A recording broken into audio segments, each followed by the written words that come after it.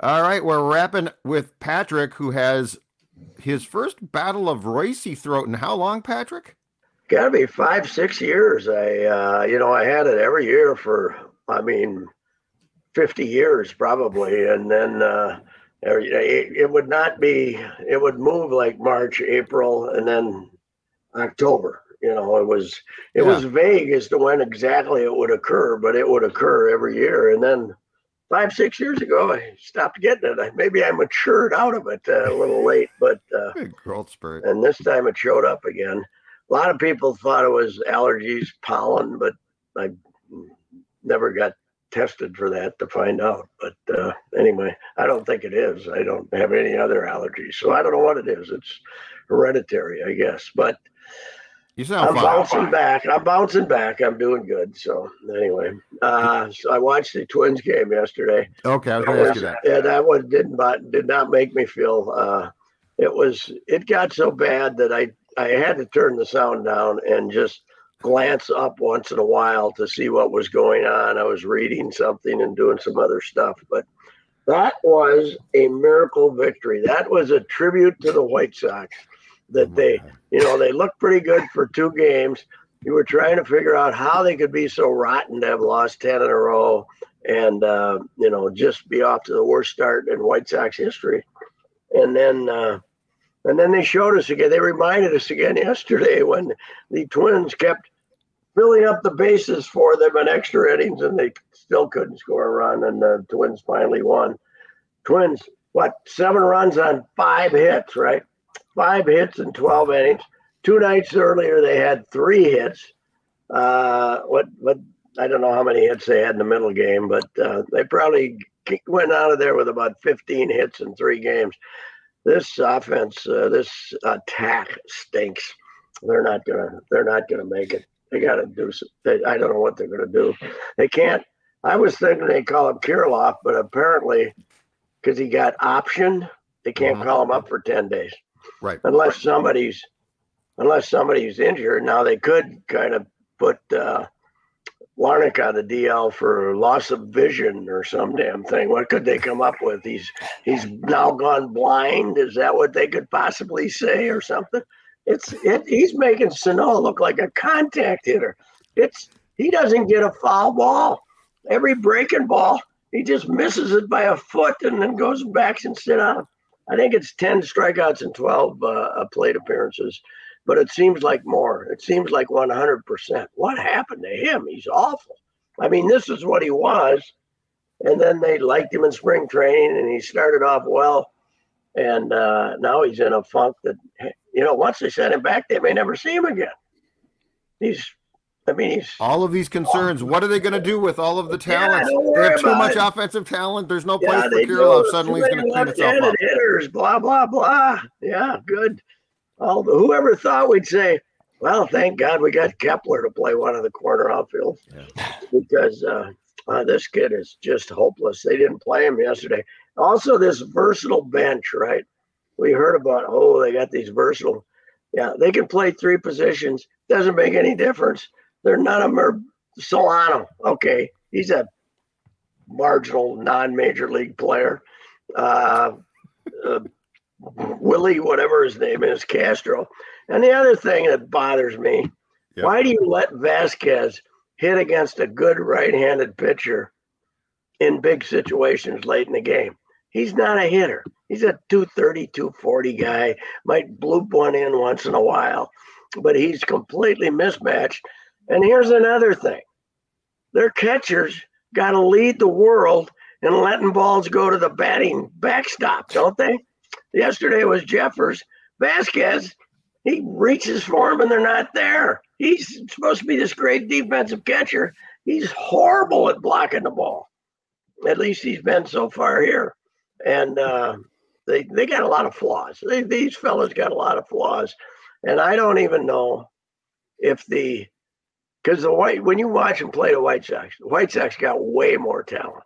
Way more talent. Oh, yeah. The lineup they're setting up there, but they're just screwed up. But if the Twins are going to win half of them, so can the White Sox figure out a way to win more than half? I don't know. They're way under 500. But this team, you look at the schedule they got ahead of them. Who are they going to beat? Who are they going to beat 2 out of 3? They're going to win 1 out of 3 about 8 times coming up here. So I don't know. They can't hit. And Miranda is what, like 220 right now? Oh yeah. I think if you look back at the old ball writer talking in the spring to saying, take into consideration the fact we might have already seen the best Jose Miranda will ever be. Mm-hmm. We might have seen the best of him because they might figure some things out with him. And it looks like they have. He's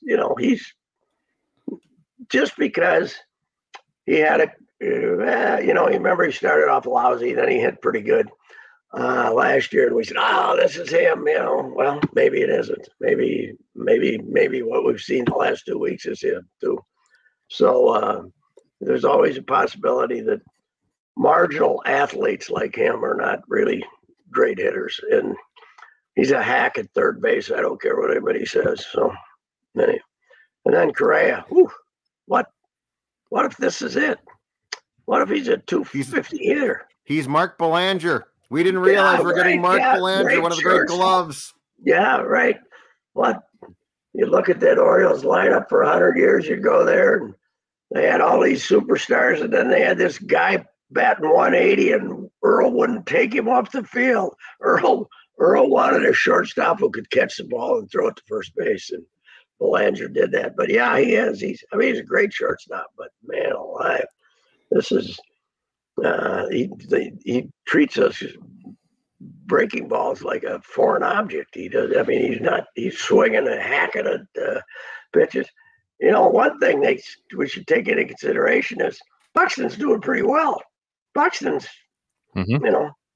got worse in him than this. He had one of those strikeout periods, but Buxton's got that month when he can hit 210 too. So I don't know. It's that was a brutal baseball game to watch, and it went 337, Judd. 337. Longest game of the year. I was very disappointed. Yes, 12 innings, okay, and but when the other team loads the bases every inning, it takes a while, right? How did they avoid scoring? They worked very hard to not care. Yes. Yeah. God, it was terrible. Yeah, the offense, Pat, is I hit 151 throughout that 3-game series against the White Sox. 151. They couldn't drive in a run. And then of their extra base hits, half of them were home runs. So just 4 doubles. 4 doubles throughout the whole 3-game series. You know what is amazing, Declan? That among your left-handed power hitters, Joey Gallo isn't the number 1 strikeout guy. When you have the left-handed guys and you got somebody who can strike out more often left-handed than Joey Gallo, you have accomplished something. That is damn difficult since this guy is the world record holder for all time in percentage of strikeouts. And you got a guy who's worse. That's unbelievable. Larnach, he must have to have a fan on when he goes to bed at night so he can stay used to that cool breeze that he has. He's dedicated the season, Patrick, to Miguel. That's what you don't understand. Yeah. He misses Miguel so much. He says, I'm going to honor him by striking out as much as possible. Yeah, but as I said earlier, Miguel had more foul balls than this guy. Miguel would usually for Miguel, strike 1 was a foul ball. Then he'd chase a couple of things that were in another time zone. But this guy he got his swing. He swings at the breaking ball, and it ain't there. Casey Stengel's greatest quote ever was about Ron Swoboda, was his rookie outfielder with the Mets. And he's playing right field, and he said, he leaps for him and they ain't there, is what he said. And this guy swings at him and they ain't there. He just misses him by a foot. What happened to him? He's awful. Yeah. Have you guys, I'm jumping in middle conversation here, but have we found a way yet? I know that it's a super complicated matrix on the 1927 Yankees here. Have we found a way to get Kirilloff in the lineup for a couple at bats? I know it's really tough. Apparently, when he got optioned, when he gets optioned, he's got to stay there for 10 days unless somebody told me this on Twitter yesterday. I didn't realize this. He did get optioned. He was on a rehab, but then they optioned him. So unless somebody's hurt, they can't call him up for 10 days. And I guess they can't claim blindness on Larnach's score and put him on the DL or something. So no, I don't know, but I would have figured out some way to get him. Somebody, you could call in somebody like Willie Castro and say, Willie, have you enjoyed your time here? Yes. Well, you're now injured. Okay. Yeah. We're going to put you on the DL for 10 days. How does your ankle feel? It feels fine. Let me ask you again. How does your ankle feel? Willie, option B is St. Paul. Okay. So what do you think? How you feeling? Not that good. I think I ought to go on the DL. Yeah. Stop being so ethical, right? We had Terry Ryan had a horrible problem with being ethical in these situations. Let's stop being ethical. Get Kirilloff in the lineup in Cleveland. Yeah. Do you want to win a playoff game or not? Okay. You have to skirt ethics if you want to break the 0-for-18 stretch at some point here. The one thing they got to feel okay about is Pablo was okay yesterday. Pablo pitched good again. And the White Sox, you look at the White Sox lineup, they're not bad, but they're a bunch of dunderheads, but they're not bad. That Tim Anderson, though, he's an overrated. He's a very good offensive player, a hitter, but he's a mediocre shortstop. That error was brutal. He gives you a lot of boots, man. And that's what it took for them to finally score runs, because when they were here and the Twins won 2 out of 3 against them, it was mostly because of the White Sox horrible fielding. Remember, they just kept making errors. So I don't know. It was a disappointing 3 days in Chicago, that's for sure. Yeah. Well, Pat, you sound great. I just want to tell you, is this better, right? Is this stage 2 of Reusse throat here? Where are we at here in the? I hope there's not stage 3, because it can get worse than this. But it's funny. I was sick for 2.5 days, and my voice was okay. And then last night, I said something to my wife, and I said, "Okay, here it comes." and I woke up this morning. This was what I had. So it was the voice. It's funny because you start to feel better, and then the voice goes after you start to feel better. Yes, I'm doing okay today, feeling wise, but it goes right to my throat.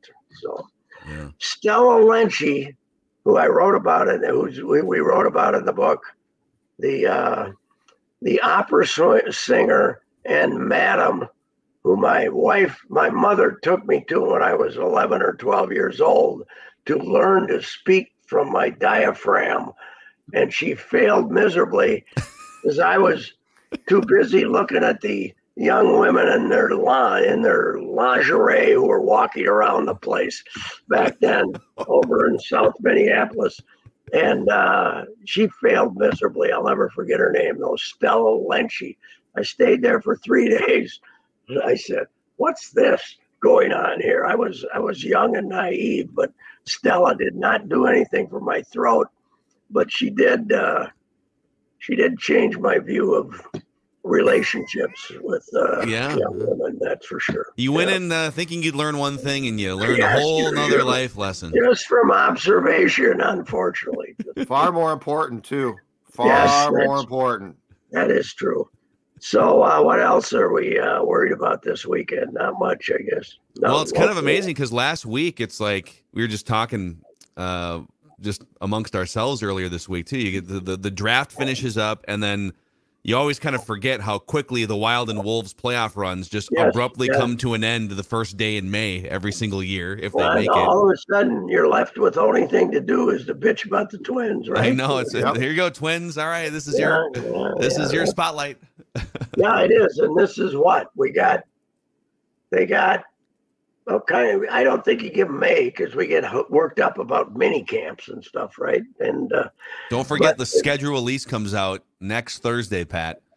Are you? We're looking forward to Judd Zulgad's mock schedule probably on Tuesday or Wednesday. Mock a schedule too. I mean, dueling mock schedules. I agree. I like mock scheduling better. Everybody else waits to see the schedule and then picks what wins they're going to have. Right? Not here. That's not what we're going to do. You guys tell you when we're going to play somebody and whether it's a Monday night or a Thursday night or some other. What do you think this year, Judd? You got to get us 1/3. We're not good enough to be Monday night more than once, but we could have 2 Thursdays, don't you think? We're good enough to have quite possible. Could we get another Thanksgiving game too? They did get Vikings Lions Detroit a few years back. When was our last one of those? That was last year? Yeah, Patriots here last season. Yeah, we won't get another one then. They move those around. Are we going to some foreign land? No, not next year. What poor Middle East do to deserve the Timberwolves over there for 2 exhibition games? Star Tribune going, Pat? That's the stupidest thing I ever heard of. I'm sure, I don't know. We don't go to all the regular season games, but I'm sure there's lobbying to send me to Abu Dhabi or whatever. Abu Dhabi, I believe it is. Abu Dhabi is where Garfield used to send Nermal on the cartoon 4 years ago. They're going to play on the island that was built, right? I think they built an island, right, with all this wasted sand. So, now, what are we doing there? I mean, you think they hate us over there. What are we going over there for? We might never get any of these guys back. Hey, what's with Kaprizov? Is he staying in this country, Judd? He made no commitment to that, which concerns me mightily. He said not told them. He won't commit to it. He said he hasn't. They I think basically said please stay, and he said I'll think about it, which means he's going home. I'll think about it because he doesn't want the Russians to get mad that. I think he's going to go back and see his parents. It's really disappointing. Mm-hmm. Well, if he disappears again, it'll be just like the playoffs. So, right? It really will be. Yeah. Second time he's done that. If we don't see him next year, it'll be like this playoff series. We didn't see him there either. So it was that's the way it goes. God, this is getting worse, isn't it? God, I thought I would get. Give us, before your voice completely fades out, give us your big final take for the week. What's the last drop of gas in that car right now, Pat? This Twins lineup isn't going to work, but I don't know what you can do about it. Okay. I don't know.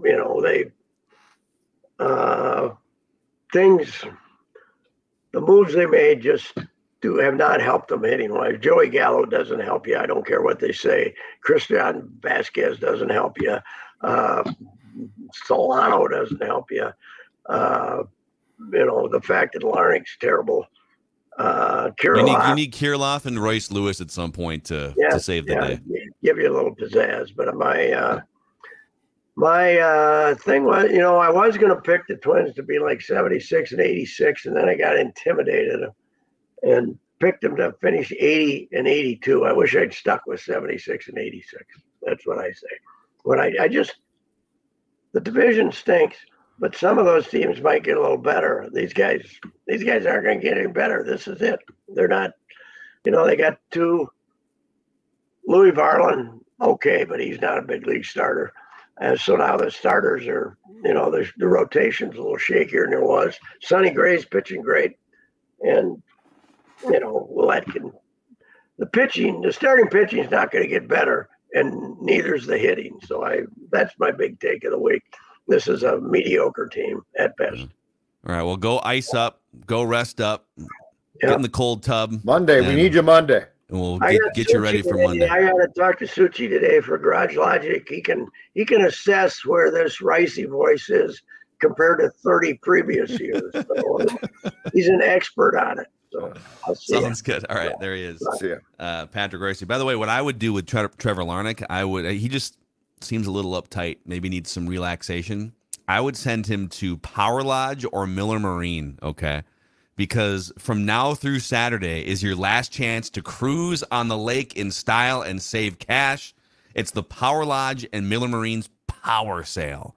And during this power sale, you can find the boat or pontoon that's just right for you and your next remember when family moment. All the relaxation you need if you're Trevor Larnach, Judd. Give him a pontoon and a keg of Surly and put him on out there and just allow him to get some sun, relax. That's actually not bad. Not bad. In fact, you know what? Even Sports Dad likes that. That's a good idea for Sports Dad. That's right. Head to powerlodge.com or millermarine.com. Get used to saving big. It all starts at the Lodge, the Power Lodge. That's Reusse Unchained.